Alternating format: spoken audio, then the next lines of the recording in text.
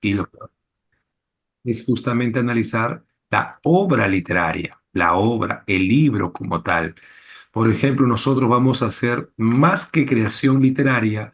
En el curso lo que vamos a hacer es, en este caso, historia de la literatura. Hablar todo el proceso, la llamada periodización y tenerlos completamente listos para el examen de admisión. Yo le voy a brindar algunos tips, algunos consejos para poder desarrollar este curso y sobre todo que tú te des cuenta cuáles son los temas que recurrentemente vienen en San Marcos sobre este punto. ¿De acuerdo? Entonces, jovencitos, tenemos acá lo que yo voy a analizar es la obra literaria, el libro. Pero esta obra se divide o se puede analizar desde dos criterios. Desde lo que conocemos como fondo, a ver muchachos, y lo que conocemos como forma. ¿Mm? Ah, ¿qué sería el fondo y la forma? A ver, ¿alguien por ahí me puede decir algo? Cuando tú hablas del fondo, dice, no, a ver, un análisis del fondo, ¿no? A partir de una obra literaria. ¿A qué nos referimos con el fondo, muchachos? ¿Alguien me puede decir algo? ¿A qué nos referimos cuando... Exacto, muy bien, Barrueta, muy bien, Acuña. Cuando hablamos del fondo, hablamos del tema. Por ejemplo, las ideas principales y secundarias. Muy bien, el tema, el aspecto temático, las ideas principales, las ideas que se desprenden del texto. A ver, si hablamos del tema, yo les digo, a ver, les voy a preguntar a ustedes si ustedes me van a responder. Y acá voy a analizar si conocen o no conocen el curso. Chicos, si yo hablo de una obra que tiene como tema la pasión juvenil, ¿de qué obra estaría hablando, muchachos? ¿Mm? ¿De qué obra estaría hablando? La pasión juvenil. A ver, ayúdame. Vamos, dime, ¿de qué obra estaría hablando si hablo de la pasión juvenil? Muy bien, Anderson. Romeo y Julieta. Perfecto, muy bien, de Romeo y Julieta. Y si estoy haciendo referencia como tema principal a la deshumanización del hombre moderno, la deshumanización del... Frank Kafka, La metamorfosis, la ¿cierto? metamorfosis. Muy bien, perfecto, muy bien. Y si yo digo, por ejemplo, como tema principal, la crítica a la educación militar, ¿ah? ¿De qué estaría? Mario Vargas Llosa con La ciudad y los perros. Muy bien, buito bellaquito, dice, ¿no? Es un buito bellaquero, ¿no? Claro, la ciudad de los perros. Y a ver, te pongo una más difícil, a ver, por ahí. Si te digo que la obra gira en torno al tema de la rebelión de esclavos africanos en Haití, a ver, te la lanzo. ¿Quién me la dice? Uy, Ah, estuvo, ya, sí, esa es realismo mágico, si no me equivoco. ya, Ay, no, estuvo un poco más difícil, creo, ¿ah? Para recordar. esa- ¿Cuál es la novela? ¿El ay, no me reino? acuerdo el nombre. ¿El reino de Sí, tengo la este? hora, pero no me acuerdo el nombre. Fue el reino de ese mundo. Ahí está, muy bien. Entonces se dan cuenta que muchas veces nosotros asociamos temas. Por ejemplo, les hago una pregunta sencilla, muchachos. El tema del destino trágico. ¿En qué tipo de corriente literaria lo voy a encontrar? Este tema del destino trágico. ¿Lo voy a encontrar en el ¿Edipo Rey? romanticismo? ¿Lo voy a encontrar en el realismo? ¿O en el clasicismo griego? Dime tú. Clasicismo griego. Claro, exacto. Hace poco también en San Marcos vino un simulacro justamente sobre eso. Y siempre que tú hables de Edipo Rey, siempre tienes que tratar de asociarlo con el tema justamente del destino trágico. Profe, ¿qué es la forma, profe? ¿Ah? Cuando yo hablo de la forma, estoy hablando ya del estilo, de la manera como yo voy a escribir la obra. Por ejemplo, cuando yo hablo de la forma, puedo analizar la obra de qué género es, qué especie pertenece, cuántas partes se divide la obra, escenas, actos, capítulos, ¿ok? Si utiliza la prosa y el verso. Profe, ¿cómo es la prosa? ¿Cómo es el verso? La prosa es cuando tú escribes de corrido, como se dice, ¿no? La escritura que se da de corrido.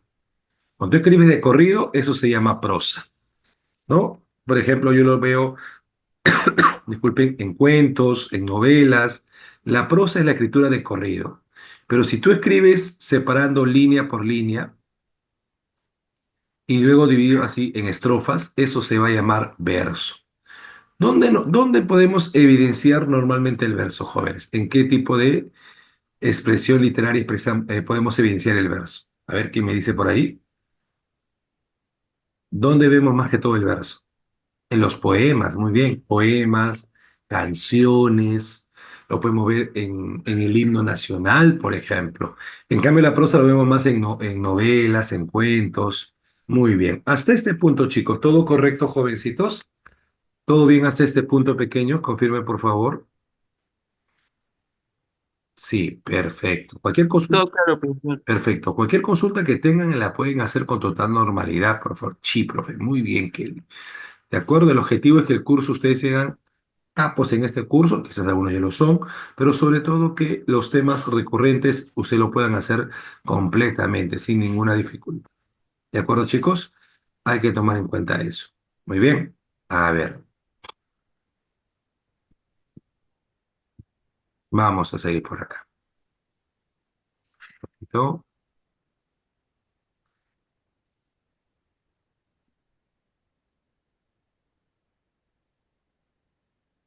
Ya. Muy bien, seguimos por acá. Soy el profesor José Chachi y vamos a hablar en primer lugar los géneros literarios. ¿Qué es un género? Cuando tú hablas de un género, hablas de una categoría, ¿correcto? Un género básicamente, muchachos, va a ser una... A ver. Cuando tú hablas de un género, estás hablando de una categoría, ¿de acuerdo? Un género básicamente es una categoría, es un tipo de grupo, conjunto, donde yo voy a, digámoslo así, agrupar las obras. Son como instituciones, jerarquías, que yo voy a dividir a las obras, porque estas obras tienen rasgos en común, ¿ok? Cuando yo hablo de los géneros, básicamente el objetivo es dividir a las obras por rasgos o características que los asemejan. Entonces, jovencitos, tenemos por acá. Cuando yo hablo de, son los grupos o categorías en que podemos clasificar una obra atendiendo a su contenido, a su forma. Por ejemplo, si la intención del autor es relatarte una historia, ¿con qué género estaría asociado eso? Vamos, dímelo. ¿Con qué género se asociaría si mi objetivo sería relatar? No, pero género, no me digo, no estoy hablando de especie, género.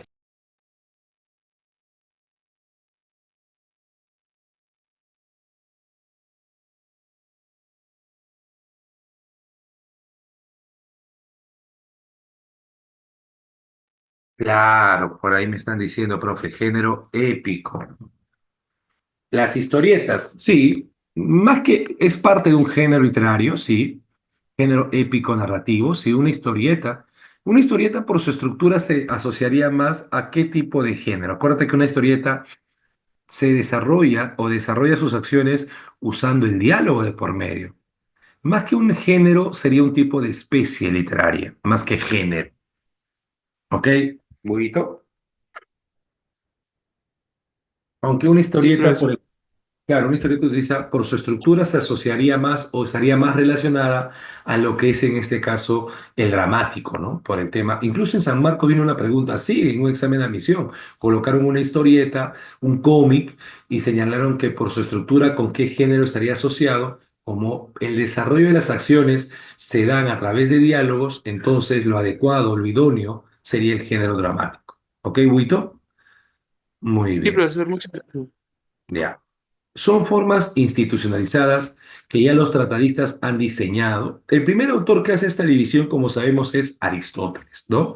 Y divide en tres géneros: épico, que luego se llamaría narrativo, género lírico y género dramático. Muy bien, vamos a analizar cada punto.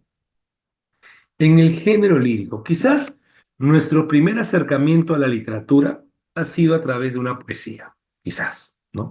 La primera forma que nosotros nos acercamos a la obra literaria ha sido a través de la poesía. Por ello que cuando hablamos del género lírico, básicamente, ¿qué hace la poesía, profesor? La poesía es la expresión relacionada al tema de las emociones, los sentimientos. Cuando hablamos del género lírico, estamos hablando de la expresión del mundo interior. Muy bien, como dice, se refiere al modo de pensar o sentir emociones, sentimientos. Puede ser compuesto en verso y a veces en prosa. Pero en este caso siempre acuérdate que entre las características del género lírico está la subjetividad. Es un género muy subjetivo porque explora al sujeto, al individuo, porque retrata el mundo interior. Muy bien. Aparece lo que llamamos la voz poética. La voz poética. La voz interna del poeta que va a expresar los sentimientos y deseos. ¿Ok? En el género lírico vamos a ver estas características: subjetividad, el mundo interior. ¿Y y qué tipo de especies líricas aparecen? Por ejemplo, tenemos por ahí la conocida alabanza. Una alabanza es una oda. Una oda es un poema que exalta. ¿Recuerdan, por ejemplo, hay un autor llamado Pablo Neruda? Pablo Neruda decía: aquí en la isla del mar, y cuánto mar. Se sale de sí mismo a cada rato. Dice que sí, que no. Entonces, vamos a ver que en ese poema lo que hace es exaltar, alabar, resaltar a la figura del mar. En su libro llamado Odas Elementales, justamente sobresale este poema llamado Oda al mar.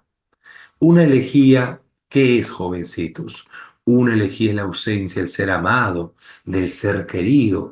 Quizás por ahí recordamos ese poema de mi buen amigo Ernesto Cardenal. Habremos escuchado: esto va para ti, joven, tú que quieres quizás decirle a ella muchas cosas, pero de pronto te reprimes.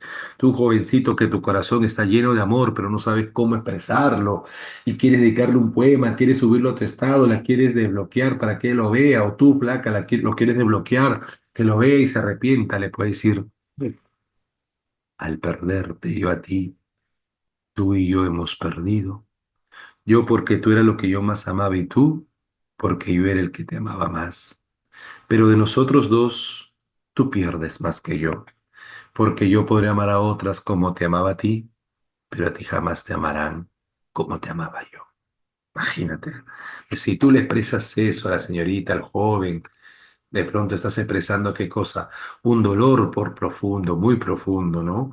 Oye, Buito, te comento, cuando era pequeño, cuando era jovencito, así tu edad, yo recuerdo que leí un poema llamado El poema de la despedida, Buito, te comento, ¿ah? De un poeta cubano llamado José Ángel Boesa. ¿Tú has escuchado ese poema, Buito Bellaquito? Un poema de la despedida. Es un poema que no utiliza muchas palabras rebuscadas, sino es directo. Decía: te digo adiós y acaso te quiero todavía. No sé si de olvidarte, pero te digo adiós. No sé si me quisiste, no sé si te quería, o tal vez no quisimos demasiado los dos. Este cariño triste y apasionado y loco, me lo sembré en el alma para quererte a ti. No sé si te amé mucho, no sé si te amé poco, pero sí sé que nunca volveré a amar así. Me queda tu sonrisa dormida en el recuerdo y el corazón me dice que no te olvidaré. Pero al quedarme solo sabiendo que te pierdo, quizás empiezo a amarte como jamás te amé. Te digo adiós, de acaso con esta despedida, mi más hermoso sueño muere dentro de mí. Pero te digo adiós para toda la vida, aunque toda la vida siga pensando en ti. Imagínate, Huito Bellaquito. Eso sería, por ejemplo, una elegía, un poema que habla sobre la ausencia del ser amado, del ser querido. Tenemos aquí a José Ángel. Ah, lo quieres dedicar, Huito Ángel Buesa. Ok, José Ángel Buesa. Poema de la despedida. Ahí está, para que lo dediques a mí. Y las églogas son poemas pastoriles, donde básicamente vemos que son pastores que se enamoran de hermosas damas, pero lamentablemente son por ahí despreciados, rechazados, ¿correcto? Por ahí tenemos las églogas, la égloga de Salicio Nemoroso, por ejemplo. Y esta obra es de eh, Garcilaso de la Vega, el español. Un epigrama es un poema satírico, breve, corto. Por ejemplo, las décimas de Nicomés Santa Cruz. Nicomés Santa Cruz, cuando decía: cuánto has cambiado, pelona.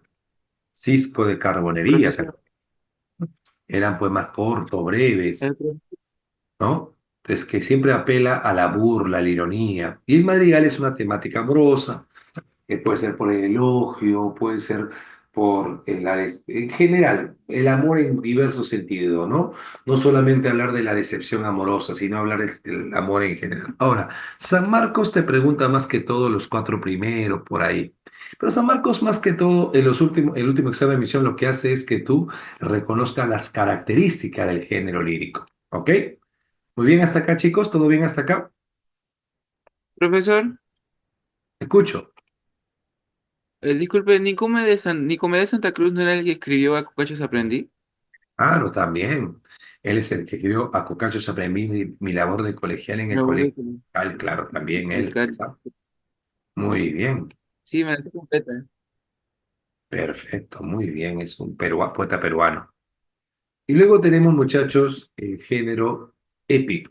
El género épico es el relato, relato de hazañas, la narración.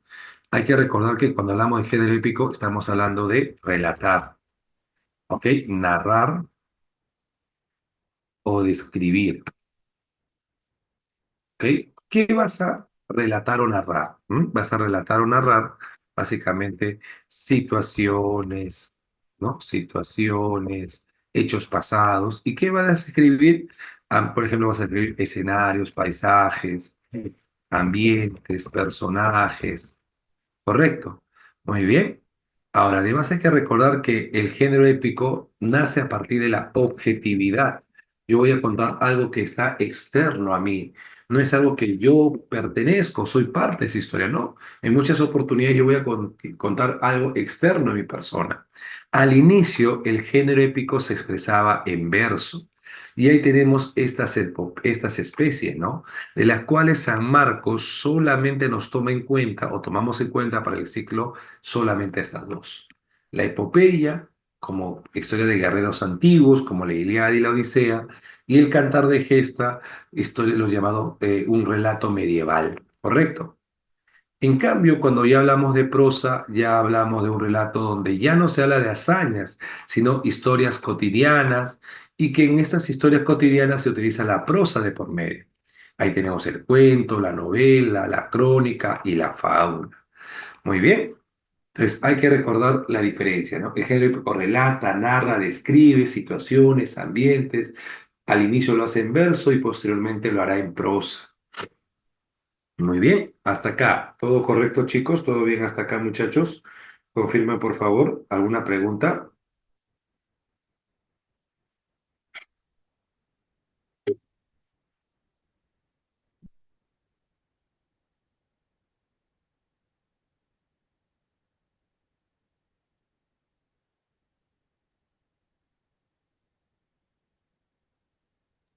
Todo claro, profesor. Muy bien. Perfecto, muchachos. Sigamos por acá. Muy bien. Ahora tenemos el género teatral, el dramático. Presenta como objetivo la representación teatral. Es un género que tiene como base principal, la base, el uso del diálogo. Acuérdate, el uso del diálogo. Por eso tanto, por ejemplo, las historietas, un cómic, por ejemplo, estaría más asociada a lo que es este tipo de género. San Marcos, en el último examen de admisión, te cuento, colocó un fragmento, escúchame, hijito, colocó un fragmento, ¿sabes de qué novela? Crimen y Castigo. ¿Ok? Tú recuerdas esa pregunta. Pero una característica del crimen y castigo es el uso constante de diálogos. Dostoyevsky abusa de los diálogos en Crimen y Castigo. Y justamente como en el fragmento había muchos diálogos, la pregunta de San Marco fue, ¿con qué género literario se asocia este fragmento de la obra? Muchos pensaron, profe, género narrativo, porque como es una novela, Sería narrativo. dramático, ¿no? Otros dijeron género épico. Y curiosamente te cuento, no sé si tú has revisado esta pregunta. En esta pregunta estaban ambas respuestas, género épico y género narrativo. Pero yo, profe, no hay clave, porque ambos lo mismo. Imagínate. No sé si vieron esa pregunta ustedes, chicos. ¿Han revisado esa pregunta? Y curiosamente vino también género dramático. Dijo, no, pues si escribes no es una obra teatral, pero flaco. El fragmento te está colocando diálogos. ¿Y los diálogos con qué género debes asociar tú? Claro. Exacto, exacto, Barbeta, muy bien. Correcto. Ese es el último examen de visión, ¿cierto o no? Lo tengo que asociar con dramático por la presencia de los diálogos. Exacto. Entonces, jovencitos, ahí lo correcto era género dramático, ¿no? Género dramático. Muy bien. Muy bien. Correcto. Muy bien. Uy, no, lo recuerdo de Vietnam. Sigamos por acá. Sigamos por acá, chicos. Sigamos por acá. Tranquila, tranquila, hijita. Vemos acá. Tenemos, por ejemplo, entre los géneros, la tragedia. Una tragedia tiene un final funesto, ¿ok? Tiene un final aciago, un final trágico. El personaje está... Lo más triste que sucede en la tragedia es que el personaje al inicio de la historia está en lo más alto, está en todo su esplendor. Ha conseguido algo que nadie ha conseguido en el mundo. Por ejemplo, el caso de Edipo. Edipo es un rey, pero lo peor de la tragedia es que desde lo más alto caes hasta la situación más terrible de todas. Y eso va a pasar con Edipo. Edipo, ¿cómo termina la tragedia, muchachos? Ciego, pobre, sin poder alguno, y sabiendo aún que su destino, a pesar de que él trató de huir de dicho destino, terminó siendo, digámoslo así, cumplido. Vamos a ver que en lo dramático pasa, en la tragedia pasa eso. Al inicio es alegría, claro, la que se suicida es la madre, ¿no? Exacto, Yocasta se suicida, pero Edipo termina autodesterrándose estando ciego y pobre, ¿no? ¿O qué sucede en Romeo y Julieta? Al inicio, por ejemplo, Romeo, ¿cómo inicia? Enamorado, enamorado de Rosalía, pleno, ¿no? Feliz por el amor que siente por ella, aunque esta mujer lamentablemente había decidido amar a Dios, dedicarse a ser monja. Pero igual, Romeo inicia siendo un hombre lleno de amor, luego se enamora de Julieta, enamoradísimo también. Pero ¿cómo termina la obra, muchachos? Los personajes suicidándose, ¿no? Siempre en una tragedia va a haber una situación trágica al final, ¿de acuerdo? En cambio, en una comedia, el final va a ser más que todo feliz. Comienza una situación conflictiva, pero al final va a ser feliz. Por ejemplo, pensamos en Ñacatita, ¿no? En Ñacatita al inicio vamos a ver que, que hay un conflicto, básicamente, ¿por qué? Porque quieren casar a Juliana con Don Alejo. Incluso en un momento van a determinar ello. Hay que recordar que Julián estaba a poco de casarse con don Alejo, hasta que de pronto llega una carta y se devela que don Alejo estaba casado y que no podía casarse con Juliana por eso. Al final Juliana termina casándose con el hombre que ama, que es el joven Manuel. En cambio, en un drama se mezclan ambos elementos. En un drama vas a ver un final feliz, pero situaciones violentas, trágicas. Por ejemplo, en La vida es sueño. En esta obra teatral hay escenas trágicas, fuertes, como cuando Segismundo, por ejemplo, agarra a un sirviente y lo lanza por la torre, pero el final va a ser feliz, porque al final Segismundo va a terminar asumiendo el poder de Polonia, el reino de Polonia. Es por eso que el final va a ser feliz en el caso de Segismundo. Y los autos sacramentales son obras teatrales que están más asociados al aspecto religioso. Son historias basadas en la Biblia, situaciones, pasajes de la vida de Cristo representado en el teatro. Muy bien. ¿Estamos hasta acá todo bien, chicos? ¿Todos claros hasta acá? ¿Alguna pregunta por ahí? ¿Algo que no se ha entendido, por favor?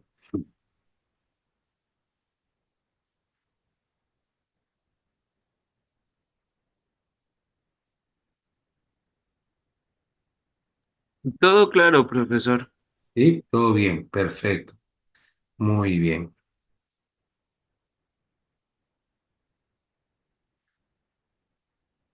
Ok,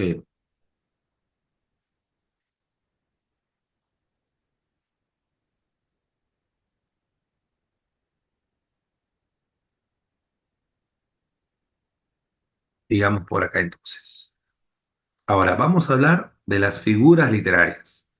Hay que recordar que nosotros tenemos dos tipos de lenguaje, el lenguaje denotado y el lenguaje connotado. Cuando hablamos de un lenguaje connotado, hablamos de un lenguaje figurado. Claro, no es lo mismo que tú digas, por ejemplo, ¿no? Yo me siento triste. Si dices yo me siento triste, estoy usando un lenguaje denotado. Pero si, por ejemplo, esa tristeza lo expreso con una frase como yo nací un día que Dios estuvo enfermo, grave. Ahí vemos que tu tristeza lo estás sobredimensionando y exagerando. Y es por eso que en ese caso estarías utilizando una figura conocida como la hipérbole. Ahora, la hipérbole la utilizamos, claro, estás hiperbolizándolo, exacto. Y la hipérbole lo podemos reconocer en la vida misma, ¿no? Por ejemplo, si tu mamá un día te llama y te ha llamado 2 o 3 veces, tu mamá no te ha dicho que sabes qué, te ha llamado 2 veces, no, no, no, no. Tu mamá por haberte llamado 2 o 3 veces y que no haya contestado, te dice, ¿sabes qué? Te estaba llamando todo el día, te estaba reventando el teléfono, pero te ha llamado solamente 2 veces. Entonces, ¿qué vemos ahí? Hiperbolización. Claro, está hiperbolizando los elementos, ¿no? Pero vamos a ver que nosotros usamos mucho ello. O cuando digo, tú eres bien piña, tú eres muy piña. Eso es una metáfora, por ejemplo, ¿no? Mi carro corrió como si fuera una bala, un símil. Entonces, ¿qué significa esto? Que en la vida cotidiana encontramos recurrentemente estas figuras.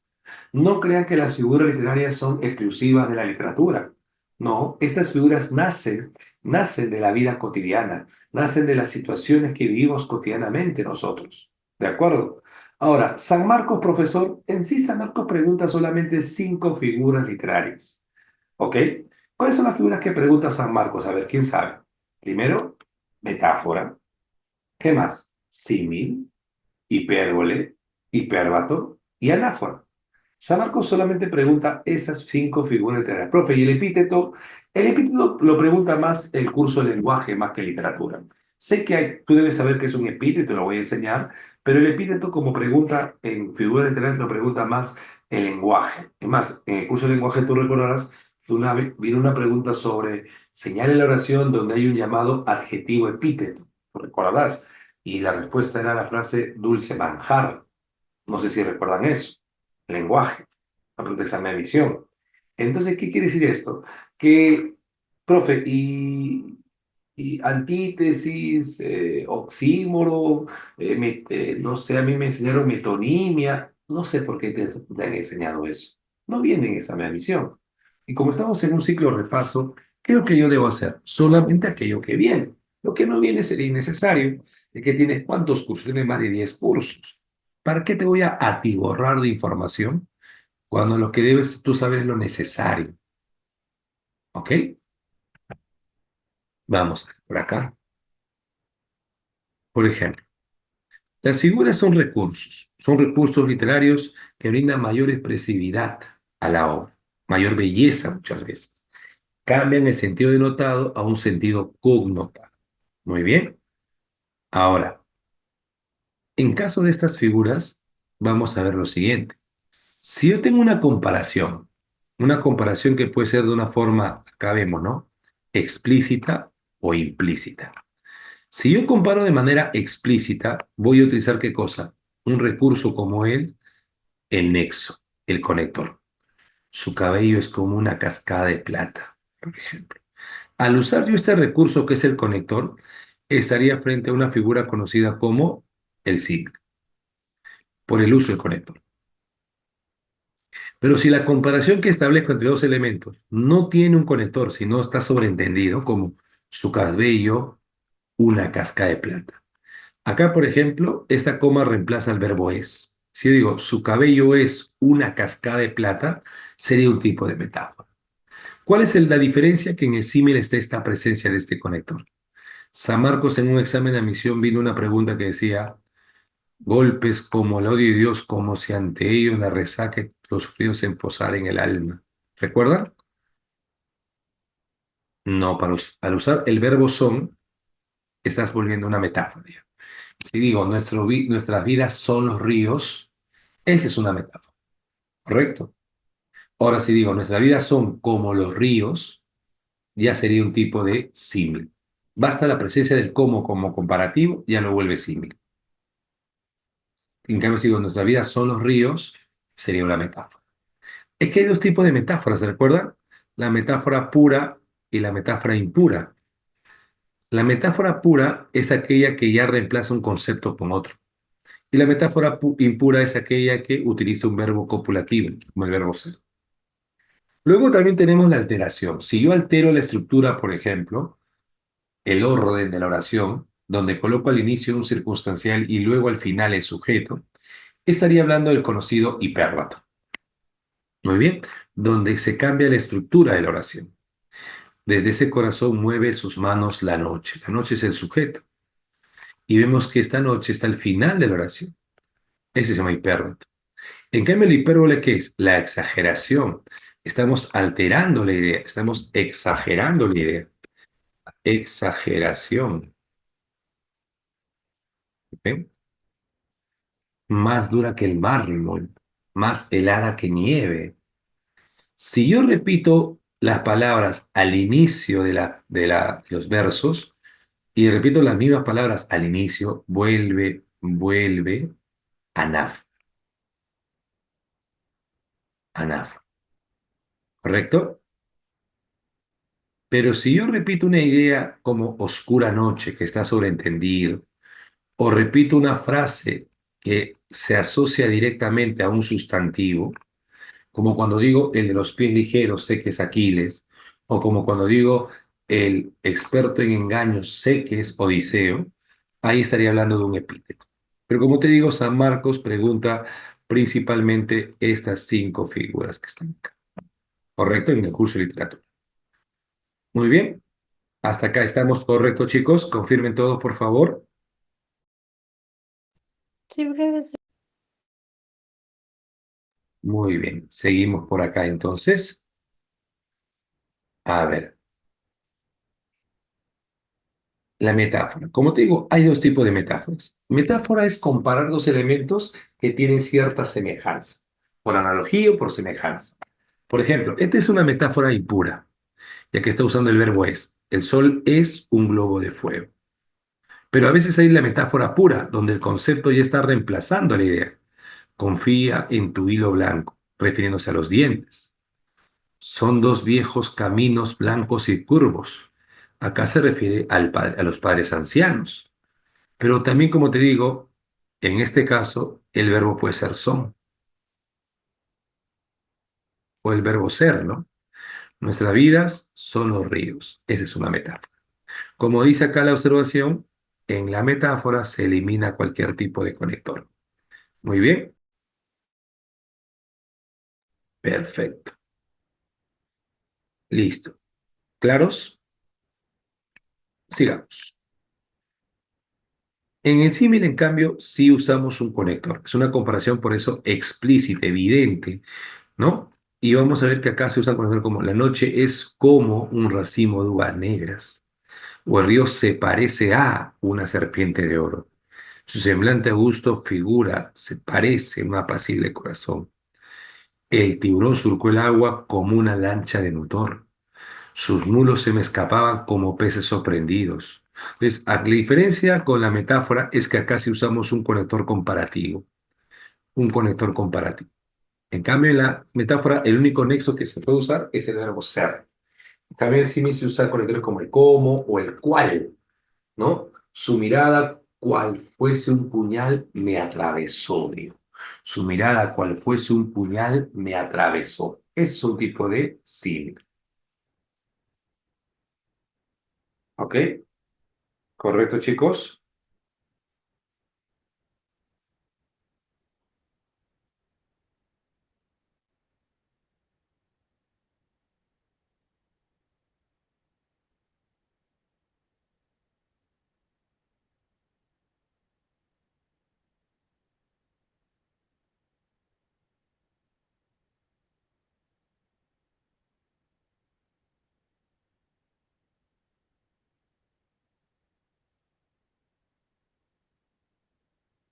Todo bien, listo. Muy bien. Ustedes no han tenido clase de literatura hasta ahí, ¿no? Esta es su primera clase de literatura, ¿no, chicos? Hay una dificultad con su docente, creo. Tuvo un problema, un tema de su horario, creo. Hace poco nomás, Gianluca me escribió, me dijo, profe, nos puede apoyar, por favor. Ya, todo queda chévere. ¿Sí? Bueno, como hay tiempito, se puede. Sigamos por acá.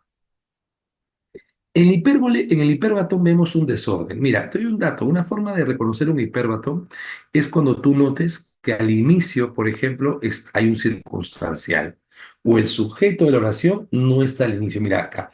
Cerrar podrá mis ojos la postrer sombra que me llevará al blanco día. ¿Ok? Pues acá vamos a ver que...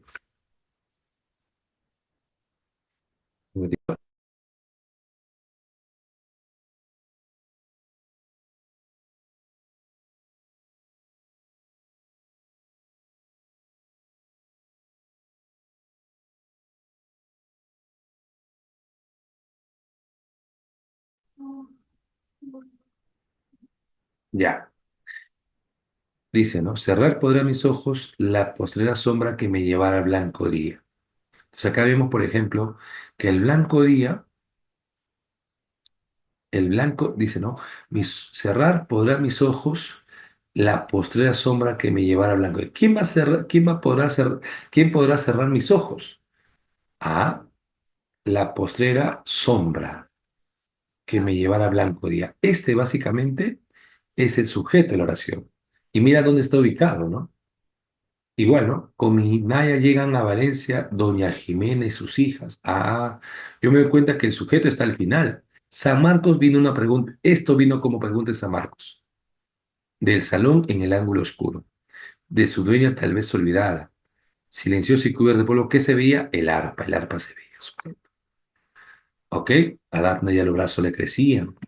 O por ejemplo, en el pasadizo nebuloso, cual mágico sueño de Estambul, su perfil presenta destelloso la niña de la lámpara azul. El sujeto, que es la niña de la lámpara azul, está al final del verso. Muy bien, entonces cuando tú veas que hay un desorden, cuando tú veas que el sujeto no está al inicio, sino al final, estamos hablando de un tipo de hipérbato. Exacto, cuando inicia, por ejemplo, con un circunstancial. Y normalmente los circunstanciales inician a través de preposiciones, ¿no? Del, con, por ejemplo. Muy bien. Correcto. En cambio, la hipérbole es la exageración, ¿no? Vamos a exagerar una idea para causar una impresión en el lector. La he llamado 1000 veces y no me contesta. Por ejemplo, en una canción que dice, ¿no? Aquella noche te esperé bajo la lluvia 2 horas, 1000 horas. Entonces, ahí vemos, por ejemplo, la presencia de una exageración también, una hipérbole, ¿ok? A eso se llamaría hipérbole, ¿no? ¿De acuerdo? Más grande que el universo es una piedra en tu mano.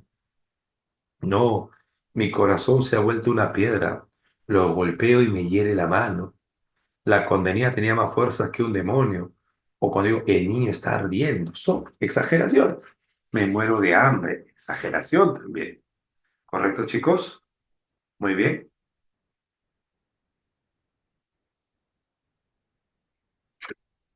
Ahora, luego de eso, tenemos, por ejemplo, la anáfora. Como te dije, la anáfora es la reiteración. Cuando yo repito las primeras palabras de cada verso. Como este verso de Neti, ¿no? Porque te tengo y no, porque te pienso, porque la noche está de ojos abiertos, porque la noche pasa y digo amor, porque has venido a recoger tu imagen y eres mejor que todas tus imágenes. Y como vemos que repite porque, esa es una anafa. La mitad lleno de lumbre, la mitad llenos de frío, salid fuera sin duelo, salid lágrimas corriendo, la niña no ríe, la niña no llora, o si uso el mientras las ondas de la luz al beso palpitan encendidas, mientras el sol a desgarrar las nubes del fuego lloro vista, mientras el aire de su regazo lleve perfumes y armonías, mientras haya en el mundo primavera, habrá poesía. Entonces, usado el mientras, es un tipo de anáfora. ¿Estamos acá de acuerdo, chicos? ¿Todo bien hasta acá? Sí, profe. Sí. Muy bien, correcto. Y el epíteto, básicamente, serían unas características que se sobreentienden, ¿no? Verde hierba, fresco viento, blanco lirio, colorada rosa, alas ligeras. Acá cuando se usa como adjetivo, este como un adjetivo, pero también puede usarse como qué, como una frase, como una posición que alude a un sustantivo anterior. Atenea, la de los ojos derechos, ¿no? La divina era. ¿Por qué divina es epíteto? Porque en este caso sabemos que eres una diosa, ¿no? ¿Correcto? Muy bien. Hasta acá. ¿Todo bien, ¿no, chicos?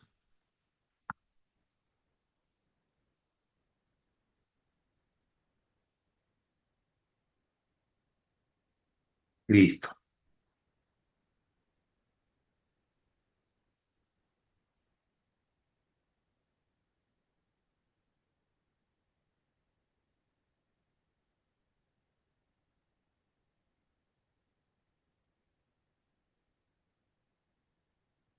Muy bien. Hoy vamos, y también vamos a ver acá, chicos, el clasicismo griego, ¿correcto? Cuando nosotros hablamos de clasicismo griego, estamos hablando quizás del primer momento de nuestra literatura. Bueno, literatura occidental en este caso, ¿no? El primer momento de la literatura universal. ¿Por qué? Porque estamos en un periodo donde los autores no solamente expresan o componen literatura, sino también en un periodo donde se utiliza o se comienza a teorizar acerca de lo que es la literatura. ¿Correcto? Se comienza a teorizar acerca de lo que es la obra literaria como tal.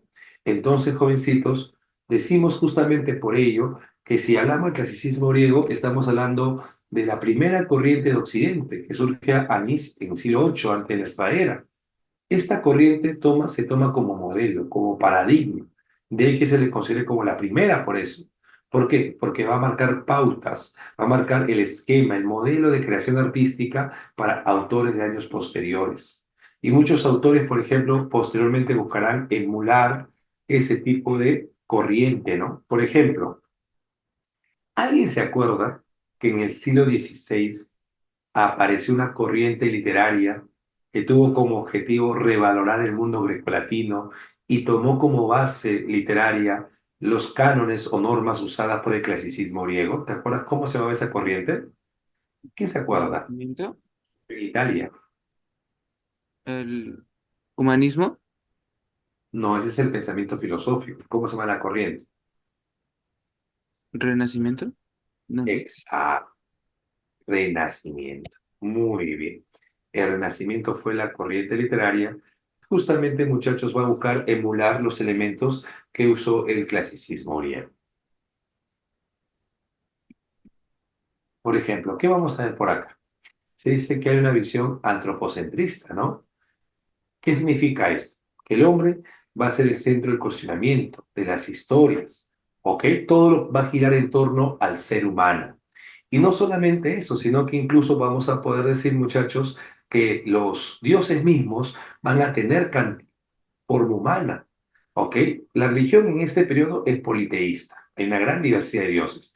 Y como todo gira en torno al ser humano, incluso vamos a ver que los dioses van a tener actitudes, formas humanas. A eso vamos a llamar antropomorfismo, ¿correcto? Los griegos, ¿qué buscaban? Entonces, mira, se dice antropocentrista, ¿por qué? Porque las historias giraban en torno al ser humano. A nivel religioso había una diversidad de dioses, politeísmo, y los dioses tenían formas humanas, antropomorfismo. ¿Ok? Además, los griegos buscaban la perfección, la belleza, y para llegar a ello consideraban que debe existir un perfecto equilibrio y armonía. Por eso decían que una obra griega es perfecta cuando equilibra dos elementos importantes. Los temas que aborda son temas interesantes, importantes para el lector, y la forma como escribe utiliza un lenguaje solemne, respetuoso, un lenguaje alturado, culto, ¿ok? Y hay que recordar también que los griegos le dan mucha importancia a la parte racional, le dan mucha importancia a la razón como tal. Los griegos creían que el hombre nace con un destino determinado. Los griegos que consideraban que el hombre no podía escaparse de ese destino. Y aunque quieran hacer todo lo posible para cambiarlo, no va a poder ser posible, aunque éste sea funesto o trágico, ¿no? Ella habla del fatalismo. Justamente, ¿a qué llamamos fatalismo? Aquel destino trágico, aquel destino que a pesar que uno quiere cambiarlo, ¿no? Cambiarlo, ¿no? Eh, y en este caso modificarlo no va a poder. ¿Ok? Ese es el fatalismo. El fatalismo tiene que ver con aquellas acciones, por decirlo así, aquellas acciones que tú has querido evitar que sucedan, pero suceden. A eso vamos a llamar fatalismo. Aquellos hechos que tú buscas evitar que sucedan, pero va a suceder. Entonces, con eso se relaciona el llamado fatalismo, el fatalismo. Vamos a ver, jovencitos, que también tenemos las historias, poseen una base mitológica. Las historias están orientadas principalmente con mitos. Los aedos van a tomar a los mitos como fundamento, como base para contar las historias. Y en muchos casos, las historias van a poseer enseñanzas, una moraleja. De ahí que se dice que las obras van a tener un afán didáctico. ¿Correcto? Además, hay que recordar que los autores, bueno, las obras griegas tienen como protagonistas principales a la clase aristocrática. Por eso se dice que las obras tienen un protagonismo aristocrático, porque principalmente los personajes principales son la clase alta. Muy bien. Hasta este punto estamos bien con los conceptos, chicos. ¿Todo bien hasta acá? ¿Todo bien con los conceptos, jovencitos? ¿Algún concepto que por ahí no se haya entendido? Todo claro, profe. Listo. Muy bien. Perfecto. Sigamos por acá. A ver, la etapa jónica o arcaica, básicamente nos desarrollamos la épica y la lírica. ¿Ok? Y acá surgen los llamados poemas homéricos. Acá tenemos, por ejemplo, a Hesiodo, un poeta didáctico, autor de obras como lo que es, por ejemplo, la Teogonía o El trabajo y los días, que son obras donde se enseña el tema de la agricultura y en la Teogonía, por ejemplo, se enseña el origen de los dioses. Tenemos, por ejemplo, la poetisa, esta es lírica. En la lírica tenemos, por ejemplo, a quien, a Safo de Lesbos. Correcto. En la lírica tenemos a Safo de Lesbos, en la lírica. Igual que tenemos a Píndaro, lírica. Muy bien. Pero ¿quién es el autor que nos va a interesar? Homero. Homero, considerado como un era griego. Homero era un cantautor, es el poeta de la épica heroica y describe la clase aristocrática. Obras que tiene tanto en la Ilíada como la Odisea. Y si pensamos en la Ilíada, pensamos, por ejemplo, en una obra que contiene 24 cantos o rapsodas, ¿ok? Está dividido, es una epopeya heroica, usa un tipo de verso llamado hexámetro, la narración va a ser lineal, el narrador que predomina en todo el relato es omnisciente, un narrador en tercera persona. ¿Cómo es el lenguaje? Como son personajes, reyes, príncipes, lo que va a predominar justamente es un lenguaje solemne y metafórico. ¿De acuerdo? Solemne. Además que utiliza muchas figuras, sobre todo los epítetos y símiles en mayor medida. ¿Qué valores se demuestran en esta obra? El heroísmo, la valentía, la amistad o el deber cívico, por ejemplo, como es el valor que expresa, en este caso, el personaje llamado Héctor, ¿no? Héctor expresa este valor, el deber cívico. ¿Por qué? Porque fue un personaje que a pesar de que sabe que va a morir, quiere defender su territorio, quiere defender en este caso, digámoslo así, el lugar donde está viviendo, ¿no? ¿Ok? Eso quiere hacer. Por ello que se dice justamente que este personaje, este personaje, jovencitos, representa el deber cívico. El personaje que, a pesar de que sabe que va a morir, igual desea, quiere, en este caso, defender su territorio. Muy bien, perfecto. ¿Qué más tenemos por acá, muchachos? ¿Ves? Seguimos por acá.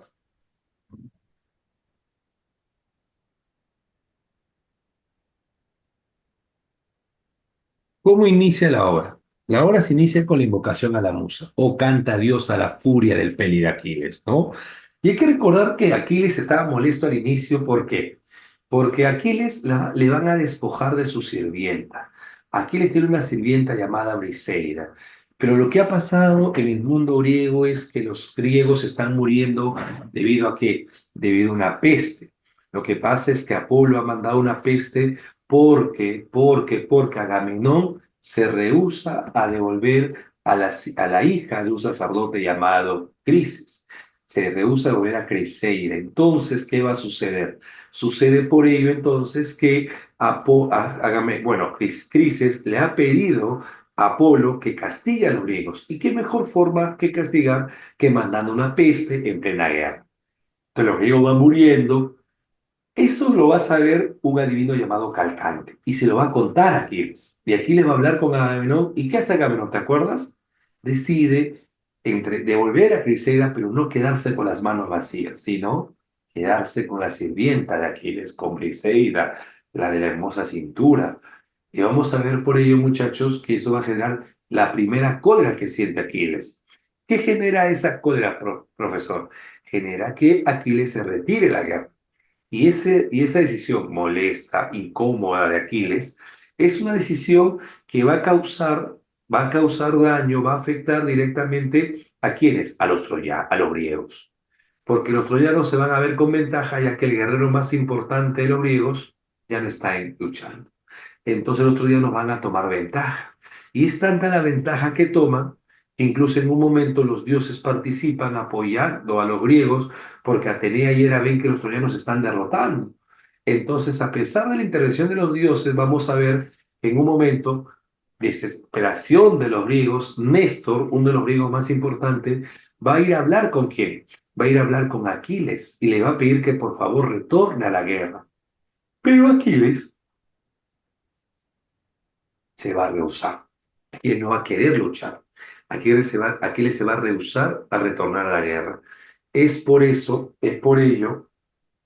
que en este caso, como Aquiles se rehúsa a retornar a la guerra, es que manda a su amigo Patroclo, con su armadura, con su caballo, y al inicio, cuando Patroclo llega a la guerra, la gente cree que es Aquiles, huye desesperadamente pensando que es Aquiles, pero de esa manera Patroclo va a matar a diversos troyanos hasta que de pronto a ello no le agrada a Apolo y con su solo dedo va a tocar la armadura de Patroclo y se va a deshacer inmediatamente, muchachos.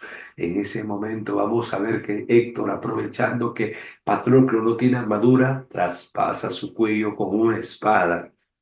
Aquiles se entera. Llora 3 días la muerte de su amigo Patroclo. Y de pronto, después de haber llorado 3 días, Aquiles le pide a su mamá que le prepare una armadura, que quiere ir a vengar la muerte de su amigo y va a ir. Héctor le pide, por favor, que si de pronto pierde la guerra, su cuerpo sea entregado hacia sus familias. No, le dice. ¿Acaso tú tuviste consideración de mi amigo cuando perdió su armadura? Los lobos no hacen pacto con los perros, le dice. Y va a matar a Héctor y se va a llevar su cadáver. Y quien va a ir a reclamar el cuerpo de Héctor, ¿quién va a ser profesor? Va a ser en este caso el padre de Héctor, Príamo. Príamo va a ir en la noche en la tienda de Aquiles y va a hablar con él. 100 hijos, Aquiles. 100 hijos yo tuve antes de que los griegos llegaran a mis tierras. Todos ellos han muerto, pero al que más amé, al que más quise, a mi primogénito, tú, divino Aquiles, lo mataste. Y no te culpo, Aquiles, en el destino de los dioses pactados, pero tú sabes que tienes que entregarme su cuerpo. Déjame bañarlo, déjame hacerle sus honras fúnebres. Escúchame, Aquiles, yo conocí a tu padre, murió muy joven, y mírame, estoy arrodillado ante ti. Cojo tus manos, Aquiles, las beso. A pesar de que soy un rey, Aquiles, he llevado a mis labios la mano del hombre que mató a mi hijo. Me he humillado tanto, Aquiles, con tan solo el deseo de que tú me devuelvas su cuerpo. Porque antes de ser rey, soy padre, Aquiles. Devuélveme a mi hijo. Está bien, Príamo, está bien. Aquiles lloraba, recordando su padre muerto. Dos bellas lágrimas cayeron por el bello rostro de Aquiles, y la noche llegó fugitiva, y así como llegó se fue. Con el claro día, Príamo llevaba en su carruaje el cuerpo del príncipe Héctor. Al día siguiente, Príamo realizó los funerales importantes para Héctor, considerado como el del tremolante casco. La obra finaliza, muchachos, con los funerales de Héctor. Profe, pero ¿por qué de esa manera, muchachos? No acaba con la destrucción del... No, porque se sobreentiende que si Héctor ha caído, Troya va a caer también. ¿De acuerdo? El ACMR. ¿Qué es ACMR? No sé qué es eso. Hay un predominio del personaje aristocrático, hay antelaciones, anticipaciones al hecho, hay epítetos que usamos en esta obra como el del tremolante, el domador de caballos, la de las hermosas mejillas, la de la bella cintura, que tiene ojos de perro y corazón de ciervo. Exalta la imagen del héroe valiente.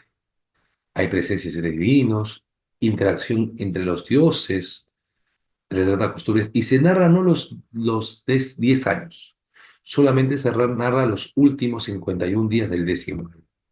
Y en la Ilíada, para poder conseguir la victoria, el honor, alcanzar su destino personal, uno tiene que luchar constantemente. El tema principal de esta obra es la cola de Aquiles y sus funestas consecuencias. Luego tenemos la Odisea, que también es una obra de género épico, epopeya heroica. Presenta también 24 cantos, pero ahora es narración omnisciente, lineal y también cíclica. Aparte de ser lineal, también es cíclica y predomina incluso lo lineal, ¿no? Porque la mayor parte de la narración es lineal en este caso, es cíclica y lineal. ¿Y dónde es cíclica, profe? Cuando Odiseo llega a la isla de los Feacios y le va a contar al rey Alcino todo lo que ha pasado anteriormente. El narrador es en tercera persona y tenemos un narrador personaje que es Odiseo. De igual manera, ¿no? Epítetos, símiles, son las figuras que se van a usar en esta epopeya. Se inicia con la invocación a la musa también de la poesía y finaliza cuando, en este caso, Zeus declara la paz entre los familiares, los pretendientes y la familia de Odiseo. Los personajes son rebeldes, aristocráticos. La vida se representa como un viaje difícil. ¿Qué se exalta acá? La astucia de Odiseo. Hay seres mitológicos como hechiceras, cíclopes, como lo que es sirenas, y los dioses interactúan recurrentemente. Atenea, por ejemplo, interactúa recurrentemente con Odiseo. Describe los valores del amor, la familia, la patria, la fidelidad y también costumbres griegas. ¿Cuál es el tema principal de la historia? El retorno de Odiseo. Hay que recordar, jovencitos, que la obra gira en torno a tres momentos importantes. Una etapa conocida como la telemaquía,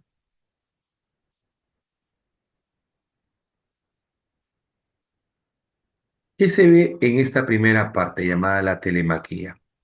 Se ve a Telémaco buscando a su padre, ¿correcto? A Telémaco buscando a su padre.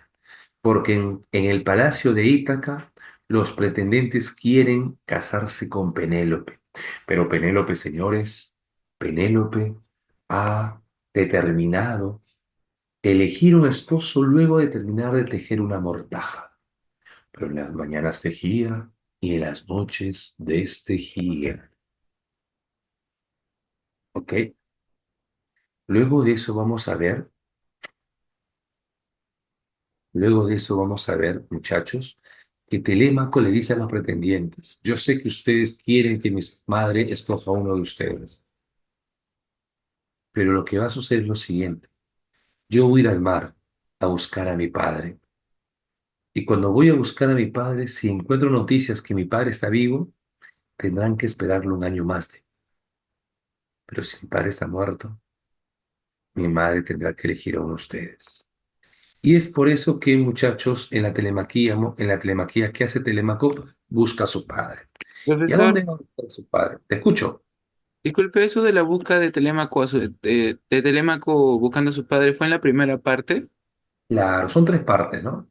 En la primera parte se da eso. Muy bien. Y Telemaco va a buscar a su padre y cuando busca viaja a la ceremonia, viaja a Esparta. Y en Esparta, ¿sabe quién estaba? Él estaba Menelao. Menelao es rey de Esparta. ¿Y estaba con quién? Con su esposa llamada, en este caso, Helena.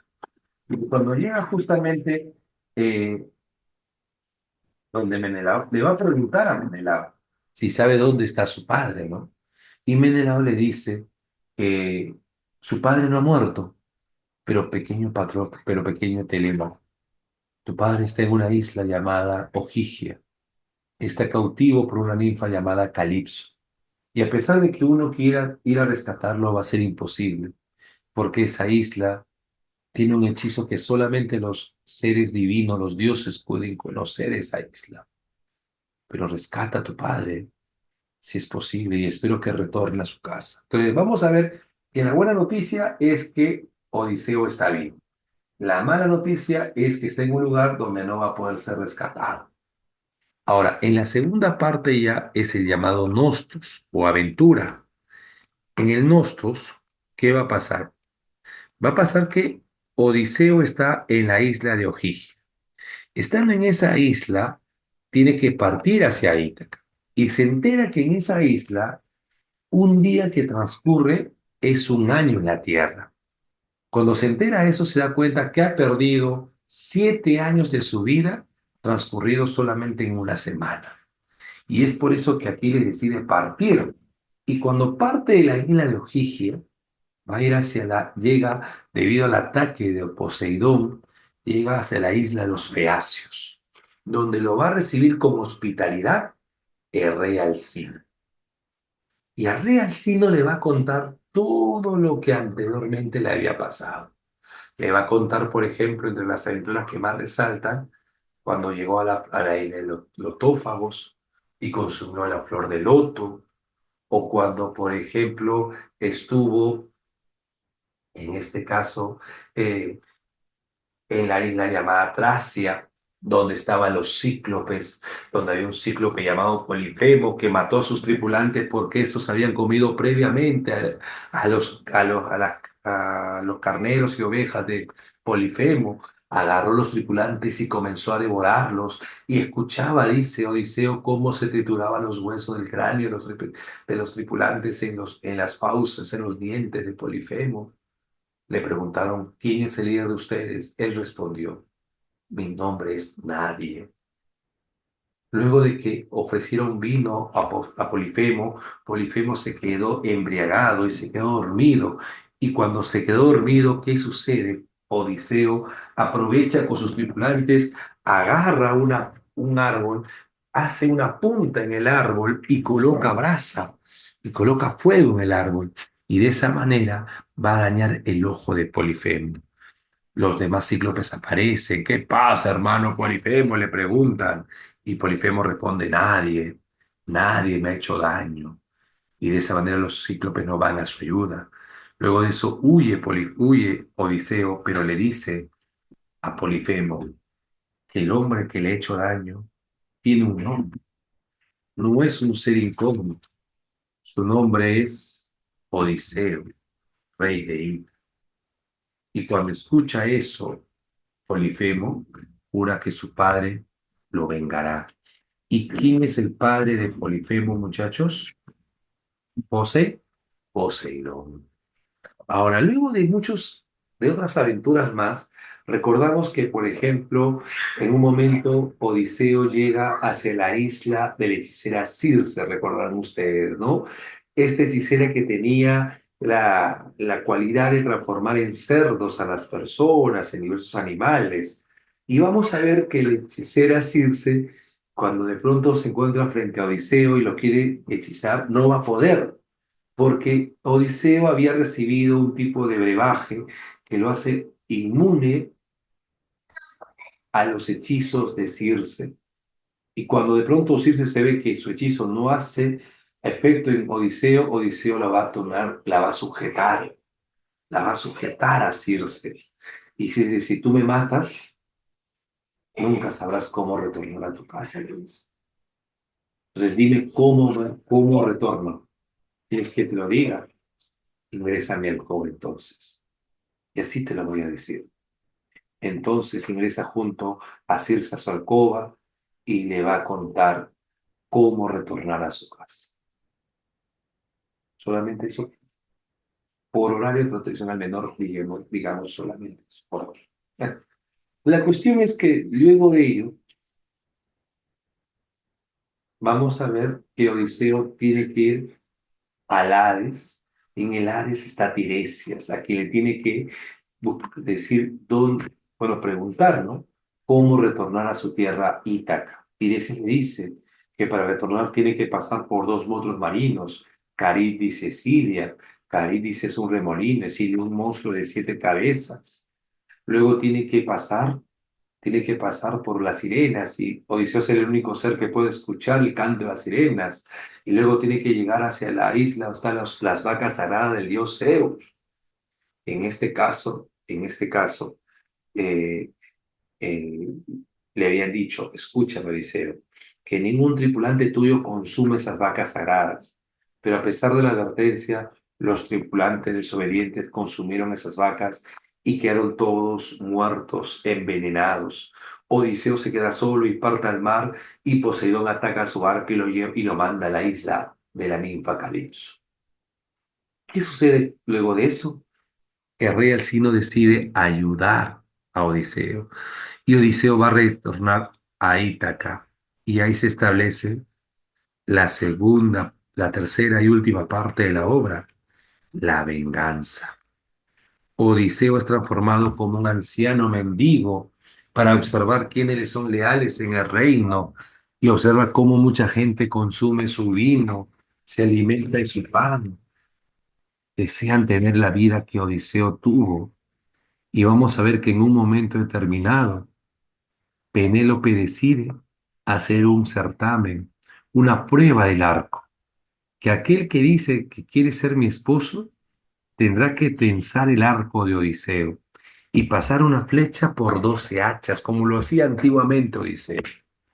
Todos los pretendientes intentan hacerlo y nadie lo logra, pero pero el mendigo tensa el arco de Odiseo, agarra la flecha y pasa la flecha por 12 hachas. Todos voltean a ver a este mendigo que nunca habían visto. Cuando se dan cuenta no era un mendigo. Era Odiseo que sacándose los harapos le dice, malditos desleales. Estuvieron en mi casa cuando yo moraba en ella. Hicieron todo de mí. Hicieron robarme mi vino, mi pan. Quisieron robarme mi trigo, mis carneros y ovejas, mi trono y hasta mi esposa. Son seres desleales. Querían colocar un rey cuando había uno todavía que estaba con vida. El Hades los espera. Y Odiseo va a matar a todos los pretendientes, muchachos. Luego de eso, ¿qué va a suceder? Penélope va a aparecer y en este caso, cuando Penélope aparece, lo ve Odiseo. Y cuando lo ve Odiseo no lo reconoce porque lo ve mucho más joven. Y le dice, ¿no? Si tú que dices ser mi esposo, ¿quieres conversar sobre esto? Mañana, mañana lo haremos. Es muy tarde ya. Te pido por favor que si tú quieres descansar en este lugar, saques la cama que está en mi alcoba y la puedes ubicar acá para que duermas. Penélope voltea, camina unos pasos y Odiseo, ¿qué le dice? Penélope, lo que tú has dicho es muy sabio. Eres muy astuta, Penélope. Cualquier hombre hubiera aceptado tal propuesta que tú mencionas y te hubieras dado cuenta inmediatamente que no era Odiseo. Porque sabes muy bien que la cama que está en nuestra alcoba, nadie la va a poder mover. Es imposible hacer eso, porque es una cama hecha de una manera que creció de un árbol que está debajo de nuestra cama y que yo tallé con estas manos. Ese fue mi regalo de bodas hacia ti, Penélope. Nadie en Ítaca sabe ese secreto. Solamente lo sabes tú, Penélope, y yo, Odiseo, tu esposo. Cuando escucha eso, Penélope se da media vuelta y corre, imagínate, a los brazos de Odiseo. Imagínate. Y se da el encuentro más esperado por Latinoamérica Unida, jóvenes. Odiseo y Penélope. Al día siguiente, dice que Penélope, los familiares de los pretendientes fueron a buscar venganza, pero Zeus dictamina la paz, llevando el olvido a todos los familiares. Y de esa manera, muchachos, será el dictamen de la paz. Hasta este punto, chicos, ¿todo bien? ¿Todo bien hasta acá, muchachos? Confirmen, por favor. ¿Todo correcto hasta acá, jóvenes? Todo correcto, profesor.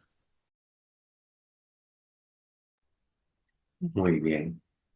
Ahora vamos a ir al siglo V antes de nuestra era. Todo correcto, chachi.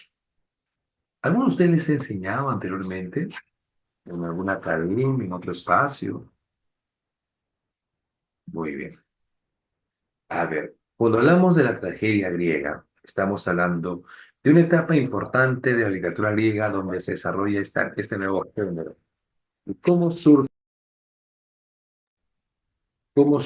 este género literario? A ver, vamos a ver que el género surge a partir de unas fiestas religiosas, unas fiestas conocidas como las fiestas dionisíacas, ¿correcto? Estas fiestas dionisíacas se realizaban dos veces al año. Y eran unas fiestas en honor al dios Dionisos, el dios del vino, donde había un grupo de personas llamado el coro, integrado por coreutas. Este coro, ¿cómo estaba? Estaban disfrazados con pieles de macho cabrío, porque se decía, ¿ok? Disfrazados con pieles de macho cabrío, ¿ok? Porque se decía que Dionisios tenía mitad cuerpo de hombre y mitad cuerpo de cabra. Entonces ellos estaban disfrazados con pieles de cabra. Y vamos a ver que de todo este grupo llamado el coro va a resaltar uno llamado Corifeo, que a la larga este personaje llamado Corifeo va a evolucionar al conocido primer actor. ¿Qué va a hacer el Corifeo con los coreutas? Van a interactuar, van a dialogar. Por eso que van a establecer a través del diálogo. Van a usar el diálogo. Y es justamente cuando aparece el diálogo es que aparece el llamado teatro.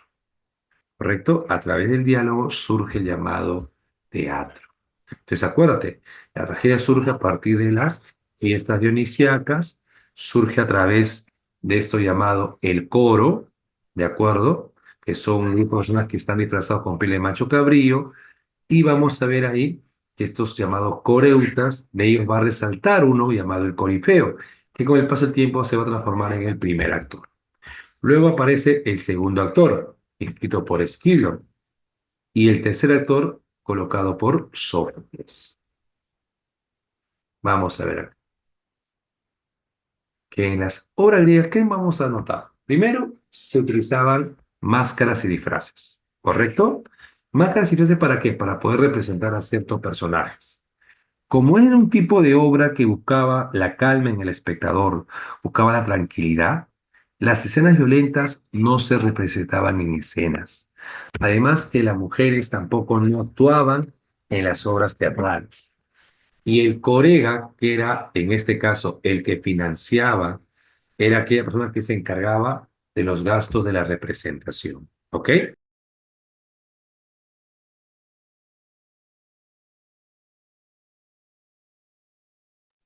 En este caso te decía que el corega se encargaba de los gastos de la representación. Las mujeres no van a actuar. Ahora, esta obra teatral, La tragedia, ¿qué persigue? Persigue con finalidad la catarsis. Correcto.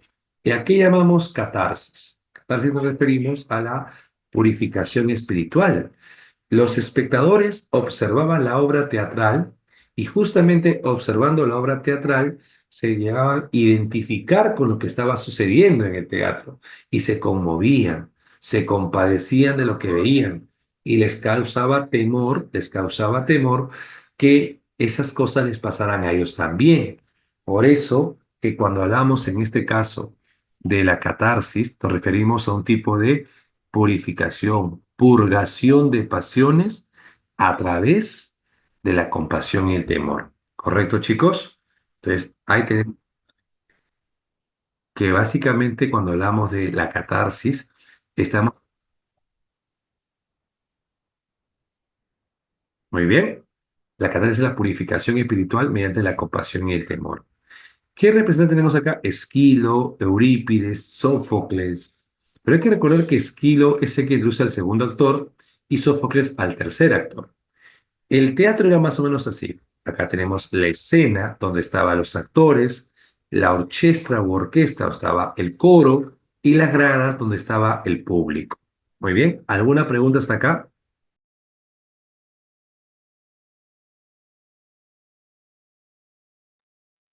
Todo claro, profesor.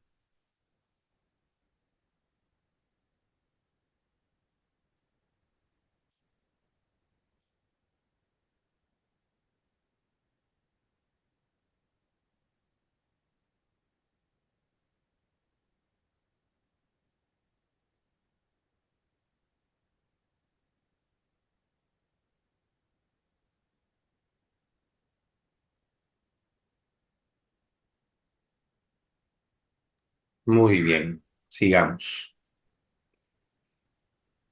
Vamos a hablar en este caso de Sófocles. Sófocles es un autor que incluye a tres actores en escena.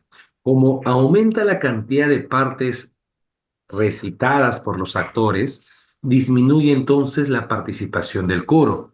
Se dice que Sófocles humaniza la tragedia. ¿Por qué? Porque los personajes que están dentro de las obras de Sófocles son principalmente personajes humanos. Entonces, además, le da más importancia a la parte dialogada por la presencia de actores y sus obras giran en torno a un solo acto. ¿De acuerdo? Se dice también que él profundiza en la psicología de sus personajes. ¿Y cómo logra eso, profesor? Cuando en las tragedias se incluyen los monólogos.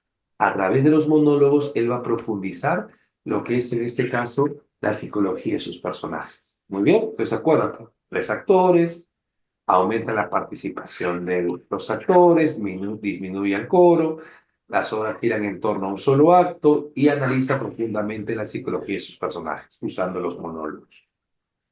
¿Qué obra tenemos de Sófocles? Edipo Rey, considerada como una tragedia perfecta. ¿Por qué?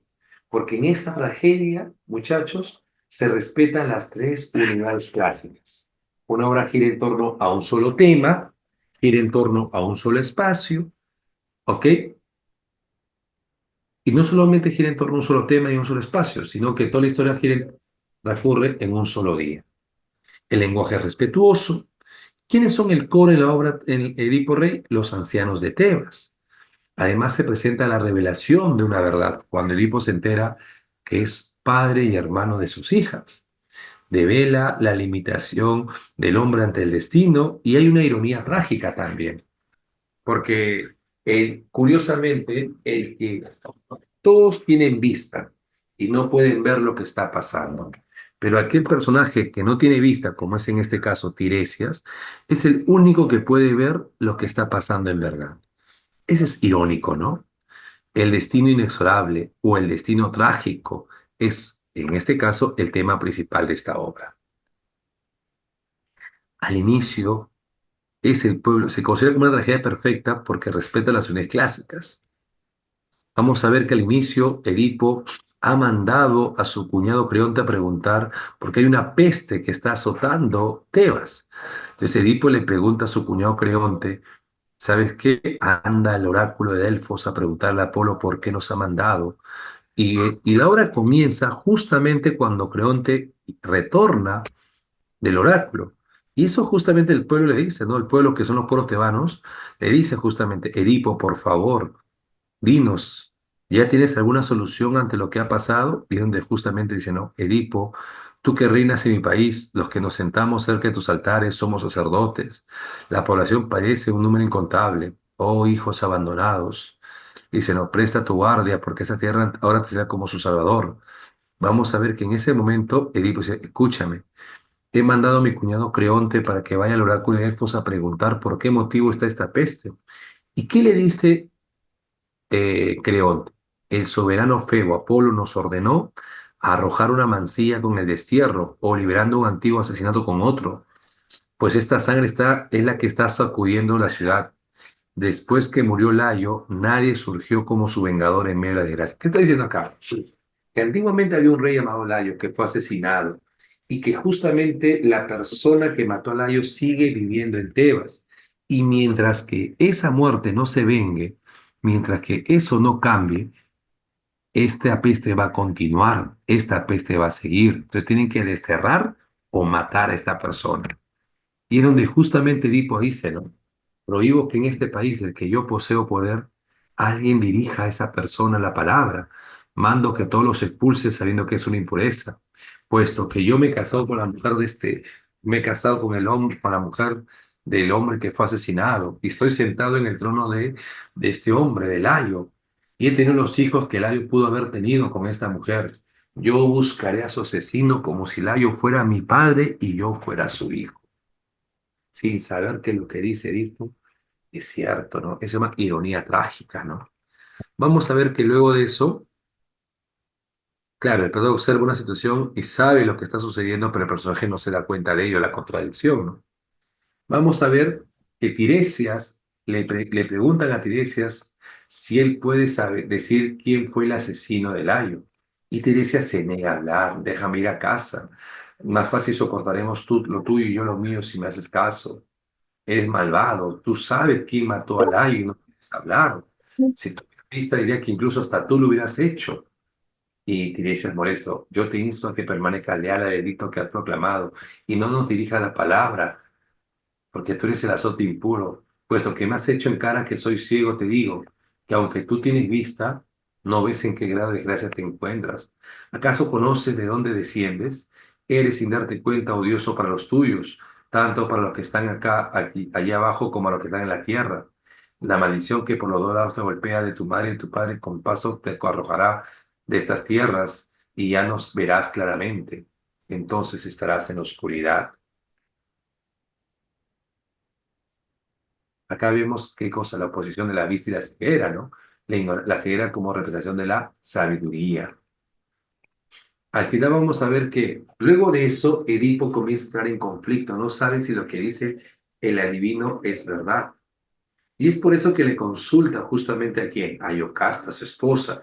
Pero Yocasta le dice que se calme, que muchas veces ese adivino ha errado en alguna profecía y de pronto le dice que Layo ha muerto debido a un asesinato por unos ladrones en el cruce de dos caminos llamado Fóside. Pero Edipo recuerda que en ese lugar él se cruzó con un hombre en un carruaje a cual él empujó de un precipicio. Y si este hombre es Layo, entonces él es el asesino. En ese momento, cuando comienzan a investigar, incluso traen al hombre que acompañó a Layo, llega un mensajero de Corinto diciendo que Pólibo había muerto. Y es donde justamente Edipo, ¿y sabes qué? Apolo me había dicho hace mucho tiempo que yo me iba a unir con mi madre y matar a mi padre. Por ese motivo ya no habito desde hace años en Corinto. Y este mensajero dice, pero Pólibo no tiene nada que ver con tu linaje. Yo hace mucho tiempo te encontré, te desaté los tobillos que tenías perforados y el que te entregó a mí conoce mejor esto que yo. Y vamos a ver que en ese momento aparece justamente el sirviente de Layo, que es un hombre que hace muchos años atrás tenía el encargo de haber matado a Edipo, pero no lo hizo. Se lo entregó a este hombre de Corinto, ¿no? Recuerda que en el monte de Citron me diste un niño que para que yo lo criara como un retoño mío. Dice, ¿no? Tú, anciano, acércate y mirándome contesta cuánto te pregunte. ¿Le entregaste a este niño? Sí, le dice. Y hubiera muerto ese día. Sí, llegarás a esto si no hice lo que corresponde. No me preguntes más, mi señor. ¿De dónde habías tomado? ¿Era tu familia de algún otro lado? Era uno de los vástagos de los hijos de la casa de Layo. Era tenido por hijo de aquel. Pero la que está dentro, tu mujer, es la que mejor podría decir cómo fue. Pero si eres tú en verdad quien él asegura, debes saber que has nacido con funesto destino. Entonces Edipo llega a conocer la verdad, que todo lo que él había tratado de evitar termina realizándose. Todo se cumple con certeza. Oh luz del día que te ve ahora por última vez. Yo que he resultado nacido de lo que no debía, teniendo relaciones con los que no podía y habiendo dado muerte a quienes no tenía que hacer. Acá vemos que Edipo descubre que su destino es trágico. ¿Y qué decide hacer Edipo? Autodesterrarse. Por eso que en la parte final, cuando Edipo es autodesterrado, el Corifeo nos da un mensaje final, una reflexión. Oh habitantes de mi patria de Tebas, mirad, he aquí Edipo, aquel a que los ciudadanos miraban con envidia por su destino. Miren en qué cúmulo de terribles desgracias ha venido a parar, de modo que ningún mortal puede considerar a nadie feliz con la mira puesta en su último día hasta que éste llegue al término de su vida sin haber sufrido nada doloroso. ¿Qué te está diciendo el Corifeo? Que nadie puede acertar o decir que la vida de un ser humano es feliz si ésta todavía no ha terminado. Por eso que no envidiemos la vida de nadie, porque no sabemos lo que puede parar más adelante. Muy bien, chicos, hasta este punto, ¿estamos todo correcto, muchachos?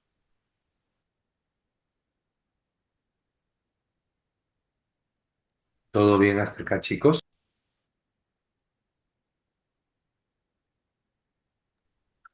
Sí, profesor. Vamos ahora a revisar nuestro material. Ya hemos terminado con la clase de hoy. Vamos a revisar el material de hoy, por favor. Le voy a pedir que revisemos nuestro material. Unos minutitos. Era al revés, profe. No entiendo. ¿Cómo al revés? Vamos a revisar el material de hoy, de la clase. ¿Ok? Vamos. Ah, ya. Ok. Les pido, por favor, que se tomen unos minutos, unos 7 minutitos para revisar la clase. ¿Ok? Son las 9:53. A las 10 en punto, no, 10:53, a las 11 en punto comenzamos a revisar nuestro material. ¿Correcto, chicos? Ya, a ver, vamos a ver las claves, chicos, por acá. ¿Me van a ayudar ustedes, por favor? En la pregunta uno, ¿qué marcamos? A ver,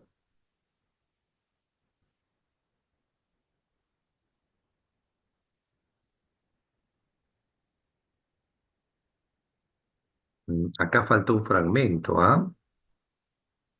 Acá faltó un poco, a ver, sí, un ratito, por favor.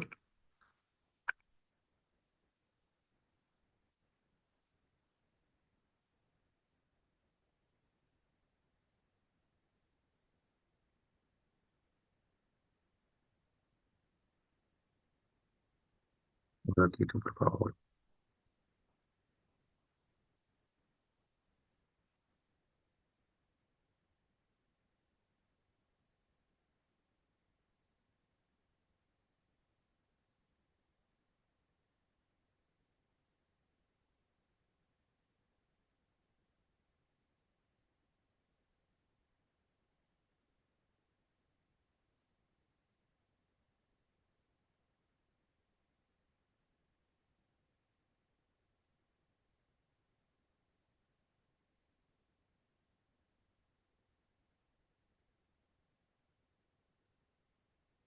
El fragmento, la pregunta era así, mira, creo que se puede ver mejor.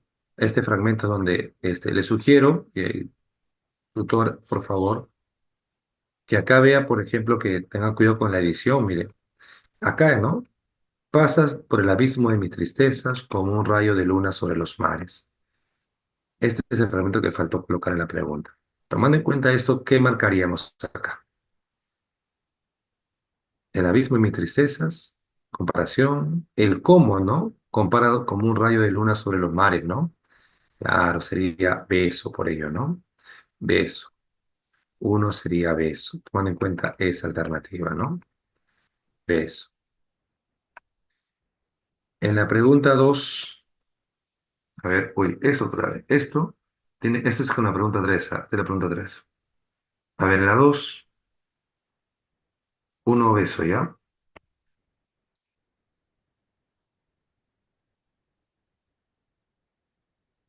En la 2 dice, busca escribirlo, no, escribir falso. ¿Es el género épico el autor resalta grandeza y velocidad? Sí.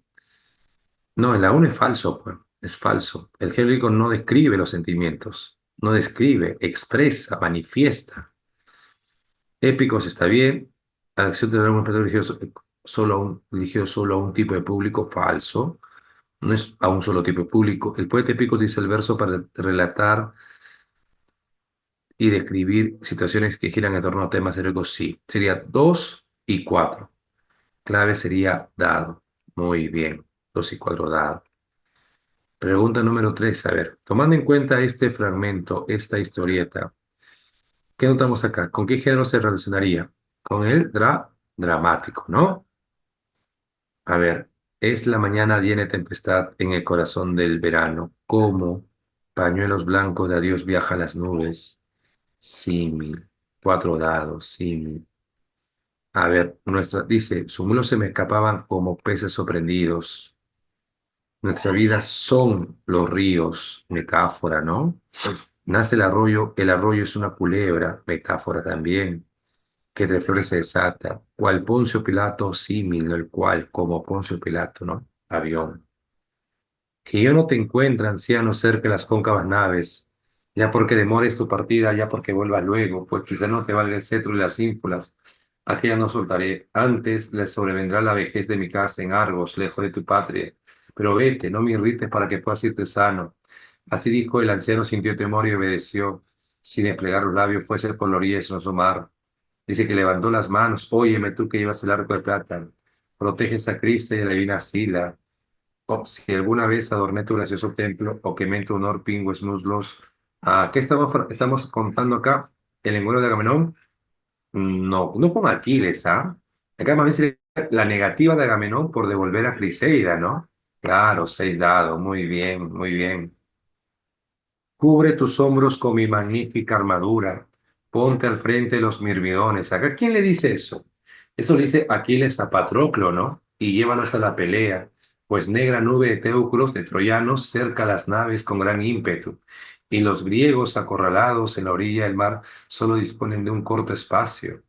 ¿No? Entonces vamos a ver acá que esto es una de las consecuencias generadas por la ausencia de Aquiles en la guerra, ¿no?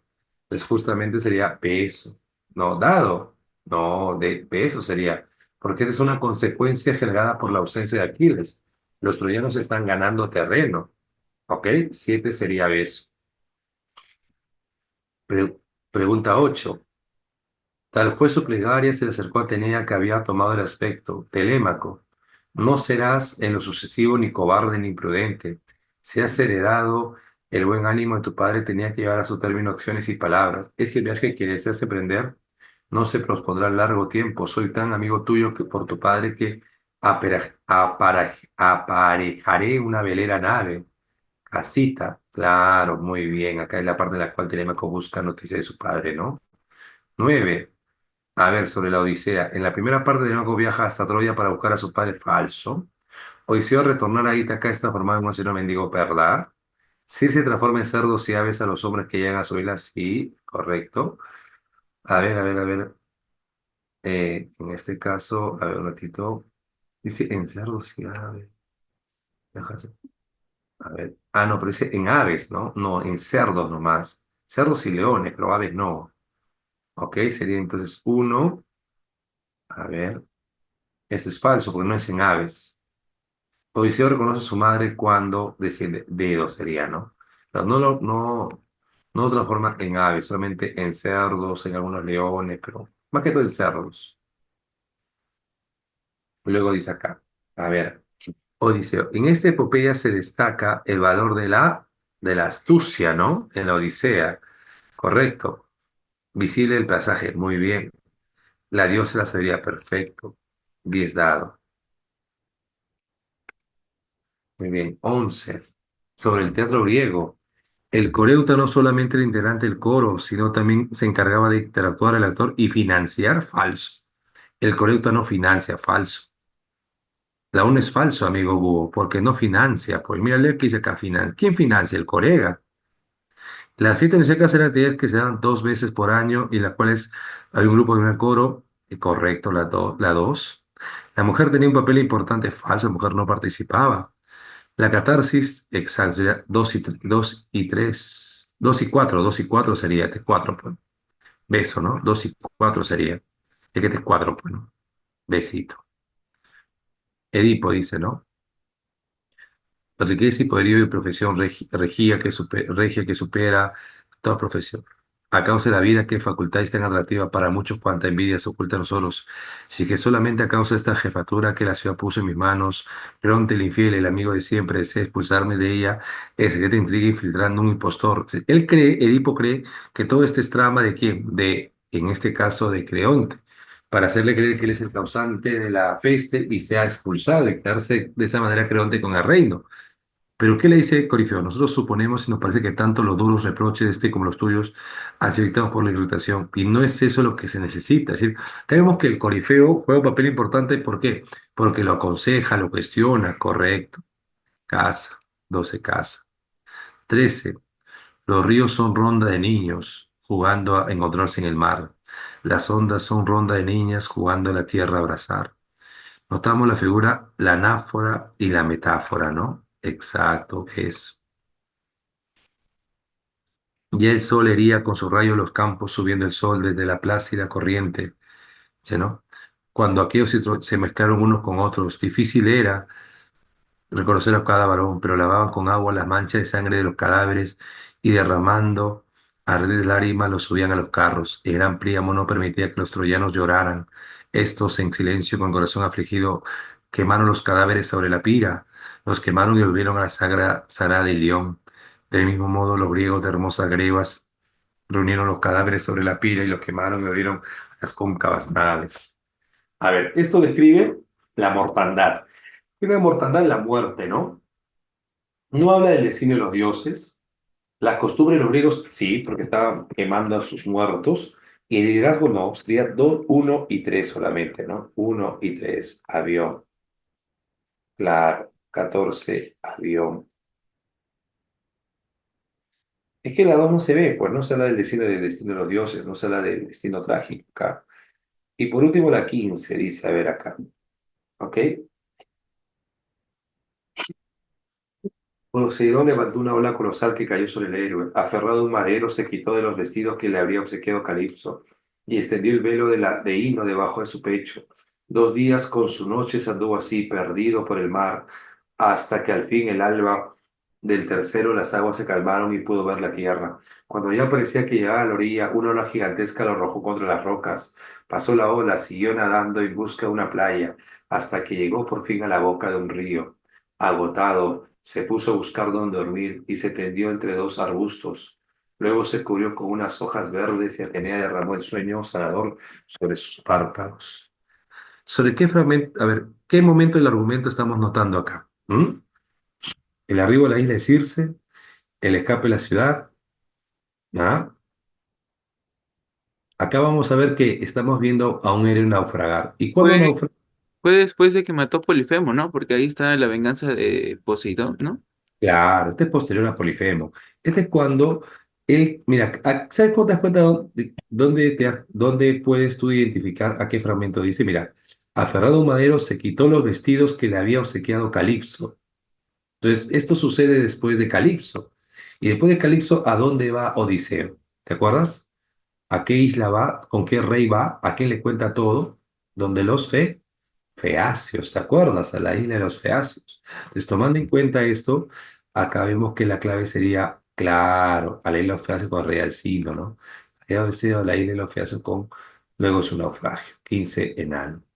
Muy bien, chicos, nos quedaríamos hasta acá. Espero que la clase se haya sido entendida, que los conceptos se hayan desarrollado con total normalidad.